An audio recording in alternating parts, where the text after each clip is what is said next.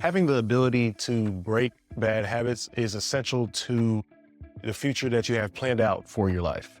Any success that you want, any goal that you're trying to reach cannot be reached with a bunch of bad habits. So, in order to break those bad habits, you have to have a system in place to do so. And by system, I just mean having an outline of what you should do to break whatever bad habit that you're trying to break so that you can move forward and have success. In order to break bad habits, you have to understand how bad habits are built. Bad habits are built by doing a certain behavior over and over again for an extended period of time, which allows you, even subconsciously, to continue the behavior without having to think about it anymore. It becomes just like breathing. You're not thinking about the air you're taking in or the air you're putting out. And the same thing goes with bad habits. They become automatic. So let's take a pretty common bad habit like biting your nails, for example. Usually when you start off young, and usually when kids are biting their nails, it's because of anxiety or fear. So over time, if this habit isn't corrected or called out, you continue that habit every time you feel that fear or anxiety, your triggers. So then that behavior continues and continues, and now you're in your 20s or so, and you're still biting your nails. So a whole lot of time has elapsed, and now you're at a point where you're not even realizing that you're biting your nails, and you're definitely not realizing that you're biting your nails because of those triggers. So being able to identify your triggers is very important. If you don't know what's causing the behavior, then you can never fix the behavior. You have to be able to go to the source and track it to the behavior that you have. An idea I can give you to try and track this is by writing it down, whether it's in your phone or in a notebook, when and where these triggers occur. That way, after you've done this a couple of times, you can kind of connect the dots. And that way, once they're identified, you can avoid or modify them. Now, once you understand that you have that bad habit, what you can do is replace that bad habit with a good one. Your effort doesn't have to be solely focused on getting rid of the habit, but replacing that habit with another habit that's actually beneficial to you is actually even better. A good example is being someone who loves to snack. Like all throughout the day, you're always eating on something, whether it's some chips or some cookies or just any type of snack, right? You're a snacker. So you don't have to get rid of the habit completely of being a snacker.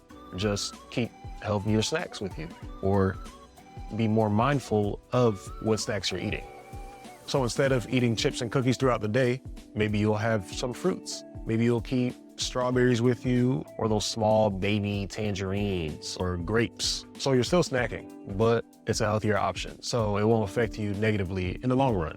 Replacing that bad habit with a good habit is actually a lot less stress on you mentally because of the fact that you didn't necessarily replace the behavior that was already there, but you replaced what was going into your body while the behavior is happening, which is a lot easier to do. When breaking bad habits, you want to set clear goals, right? And when I say goal, I mean whatever goal you have when it comes to breaking that bad habit, the goal needs to be specific and achievable as related to that habit. So a lot of us try to cold turkey everything, meaning if you want to, for example, if you're trying to break a bad habit of procrastinating, you'll say, oh, I'm going to stop procrastinating. There's no gradual lead up into whatever behavior you're trying to instill or whatever behavior you're trying to stop.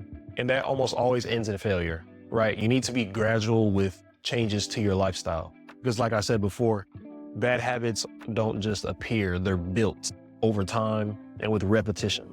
So going back to the example I was using about procrastinating, instead of saying, I'll stop procrastinating, you could say, I will work on my project for 25 minutes today.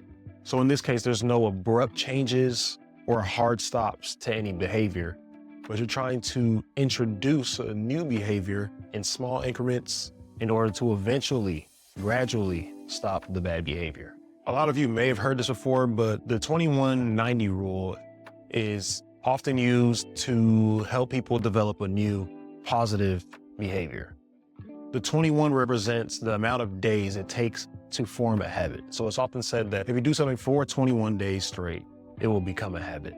And then the 90 represents making that habit a permanent lifestyle change. So if you want to replace that bad snacking habit with a good snacking habit, what you will do is 21 days in a row, you'll be eating fruits or Greek yogurt or anything else that's nutritional for your body. And according to the 2190 rule, that will become a new habit for you. And then your next goal can be keeping up that habit for 90 days. You're already at 21, so then you'd only have about 69 days left to make that a permanent change in your lifestyle. So my advice to you is to try it. Try the 2190 rule. It works for a lot of people. At the very least, you have 2 attainable goals for breaking your bad habits. Create accountability. Letting someone or a group of people know that you're trying to make this change in your life is going to benefit you tremendously. And honestly, we're not meant to do things alone. So if you can have people support you in whatever change you're trying to make, then it'll be a lot easier. Not easy, but easier to break those bad habits. Because now, after telling people about it, if they ever see you indulging in whatever behavior that you're trying to break that you already told them about, they can shake you up a bit and just remind you of the goal you're trying to reach, right? And the habit you're trying to break. And sometimes we've been doing a habit for so long, it's so deep within us that subconsciously we're doing the behavior and we don't even realize we're doing it. So having someone that can see it from the outside, can call it out, will definitely help you out. And you'll have a lot higher of a chance of having success. Breaking bad habits can be challenging, but it's definitely possible. And for my guys that are over 30 years old and need help with accountability, having support behind them to help you with your health, to help you along your fitness journey, please don't hesitate to hit the link below and join my school community that I've created for men who are trying to get fit, who are trying to make a lifestyle change in their health and are trying to keep it that way and have accountability. If you like this video, please don't forget to like, comment, subscribe. Catch you in the next one.